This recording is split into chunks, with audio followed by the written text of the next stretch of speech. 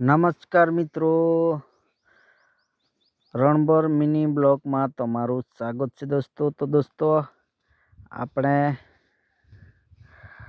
આ ધારસિંબલ ગામે આ કાચું મકાન હતું એ સળગીને ખાક થઈ ગયું છે. તો આ આમ આદમી પાર્ટીના કુકરદા જિલ્લા પંચાયતના ઉમેદવાર અને કોડોલી મોવડીના તાલુકા પંચાયતના ઉમેદવાર અને ધારસિંબલના પંચાયતના ઉમેદવાર બધા ભેગા થયા છે.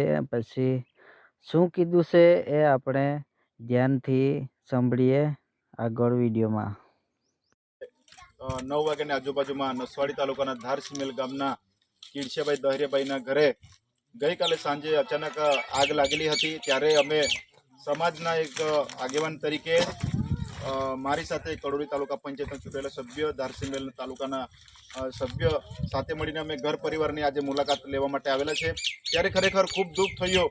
અમે જોયું ઘર આવીને તો ખરેખર કોઈ વસ્તુ એમને ખાવા પીવા માટેનું કોઈ વસ્તુ બચેલું નથી. ઘરમાં બકરા હતા, ગાય હતી.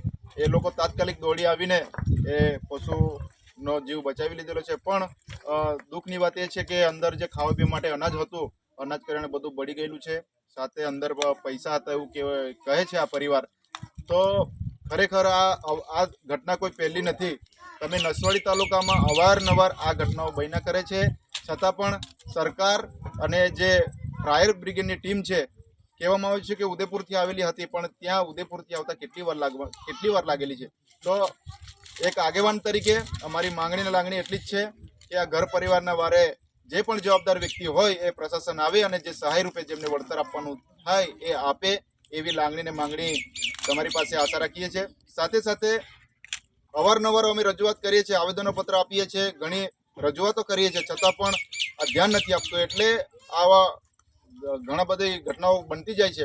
તો અમારે નસવાડી તાલુકામાં એક ફાયર બ્રિગેડની ટીમ અમને મળે એવી તમારી પાસે આશા રાખીએ છીએ. તો ફરીથી કહું છું કે જે પણ જવાબદાર વ્યક્તિ હોય આ ઘર પરિવારની મુલાકાત લે અને જે યોગ્ય વળતર આપવાનું હોય એ આપે, એવી આશાની અપેક્ષા રાખીએ છીએ.